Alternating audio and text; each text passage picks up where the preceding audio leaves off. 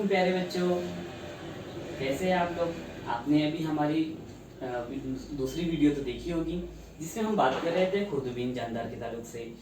तो आपने देखा खुर्दबीन जानदार किस तरह से होते हैं, ये हमारा किस तरह नुकसान पहुंचा सकते हैं। एक बात याद रखिए कि ये तो हमारे माहौल में मौजूद होते ही हैं, कभी कभी हमें नज़र नहीं भी आते हैं, क्योंकि बाज़ मरतबा आप उसको ब्रेड पर तो देख सकते हो, लेकिन बाज़ मरतबा जब ये कम तादाद में होते हैं तो हमें नज़र नहीं आते हैं। लेकिन अगर इनकी तादाद बढ़ जाए और ऐसी ग़िज़ा जैसे कि ब्रेड, उसके ऊपर तादाद बढ़ी हुई है और आपने ऐसा खा लिया, तो इसकी वजह से आपको कै यानी कि उल्टी और असहाल मीन्स इस तरह से आपको चीज़ें हो सकती है। तो अगर आप इससे बचना चाहते हैं तो ऐसी चीज़ें जिस पर फफूंद लगी हो उनसे एहतियात कीजिए। तो बढ़ते हैं हमारे अगले टॉपिक में। हमारा अगला टॉपिक है ग़िज़ा को महफूज करने के कुछ तरीके। तो वो तरीके कौन से हैं, हम उसके बारे में इस वीडियो में मालूमात हासिल करेंगे। हम इस सबक में अभी ये 4 तरीके देखने जा रहे हैं। नंबर 1 खुश्क करना, नंबर 2 सर्द करना, नंबर 3 उबालना और सबसे आखिर में हवा बंद डब्बे में रखना। तो चलते हैं, सबसे पहले शुरू करते हैं हम खुश्क करना। खुश्क करना, हम ग़िज़ा को खुश्क करके काफ़ी लंबे वक्त तक अच्छा रख सकते हैं। जैसा कि मैंने सबसे पहले आपको बताया था कि आपको जब पापड़ की ज़रूरत होती है तो आप फ़ौरन उसको बनाकर तलते नहीं हो। आप क्या करते हो, आपके पास जो सेके हुए जो पुराने पापड़ रखे हुए हैं उसी को भूनते या तल कर खाते हो। तो मतलब ये कि आप पापड़ बनाने के बाद उसको धूप में अच्छी से सुखा लेते हो और सुखा के बाद खुश्क करने के बाद आप उसको रख लेते हो और जब ज़रूरत पड़े आप उसको इस्तेमाल कर सकते हो। ये तो मैंने सिर्फ एक पापड़ की मिसाल दिया, ऐसे बहुत सारी चीज़ें हम इस्तेमाल करते हैं। खुश्क करने से होता क्या है, हाँ, उसमें मौजूद नमी खत्म हो जाती है, तो खुर्दबीन जानदार उसके ऊपर असरअंदाज नहीं होते, है ना। अब आते हैं अगले टॉपिक पर। हमारा अगला टॉपिक है सर्द करना। सर्द करना यानी कि किसी भी चीज़ को ठंडा करना। हम ठंडा करने के लिए आमतौर पे रेफ्रिजरेटर यानी कि हमारे घर में जो फ्रिज होता है उसका इस्तेमाल करते हैं। अभी हमने बात की कि हम सब्जियों को और दीगर चीज़ों को फ्रिज में स्टोर करके रख देते हैं, फ्रिज में रख देते हैं। तो वो या दोपहर का खाना है तो आप उसको दोपहर में अपनी दाल वगैरह कुछ बनाइए तो उसको आप फ्रिज में रख देते हैं, तो उसकी वजह से ये होता है कि उसको आप लंबे अरसे तक इस्तेमाल कर सकते हैं। ठीक है। सर्द करने से क्या होता है, अब इसके पीछे भी एक साइंसी वजह है कि फ्रिज में रखने से उसके ऊपर खुर्दबीन जानदार क्यों नहीं असर कर रहे हैं।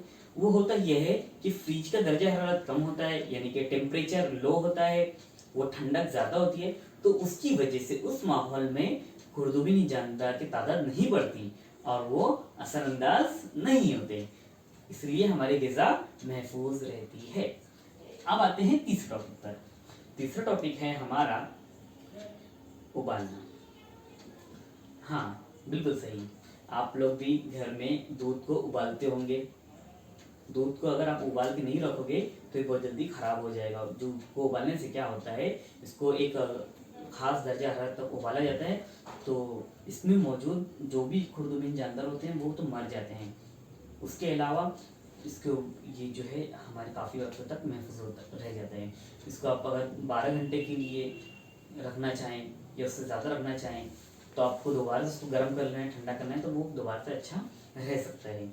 लेकिन कोशिश कीजिए कि ताज़ा लाइए और ताज़ा ही इस्तेमाल कीजिए, ठीक है। लेकिन उबालने से अब एक बात ही समझ लीजिए कि उबालने से हमने ग़िज़ा को महफूज किस तरह से किया।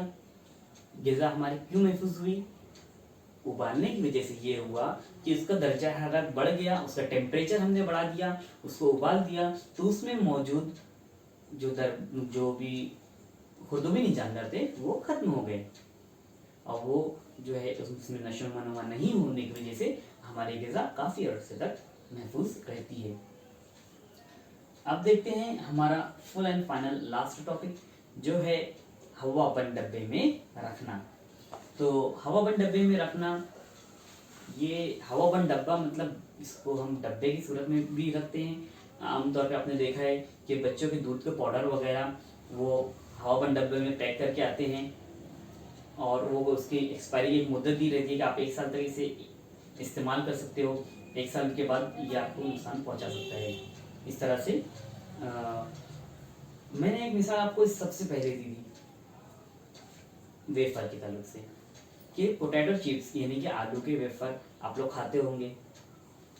अगर हम एक आलू 2 आलू की चिप्स से फूले हुए रख दें यहाँ पर और उसको मुशाहिदा करेंगे, तो अगर बारिश का मौसम है या घर में कूलर चल रहे, थोड़ी हवा में नमी है, तो वो तो 2-4 घंटे में ही आपको वो नरम हो जाएगा। या पापड़ भी आप अगर रख दोगे तला हुआ, तो 2-3 घंटे में ही वो नरम हो जाएगा एकदम, जिसको आप आम जबान में कहते हो एकदम चिमट हो जाएगा, इस तरह से नरम हो जाएगा, है ना। तो ऐसा नरम क्यों होता है, उसके ऊपर जो है मौसम का असर होता है। अब मैं बात कर रहा था हवाबंद डब्बे में ये वेफर के पैकेट के ताल्लुक से। तो आप जब वेफर का पैकेट लाते हो खरीद कर, तो उसमें क्या होता है,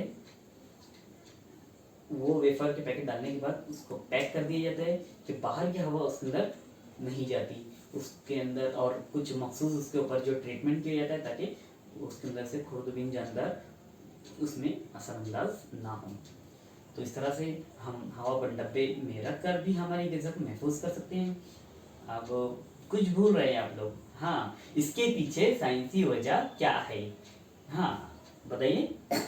हवाबंद डब्बे में रखने से ये होता है कि उसमें बाहर से आने वाले कोई भी खुर्दबीन जानदार असरअंदाज नहीं करते और हमारी ग़िज़ा खराब नहीं होती है।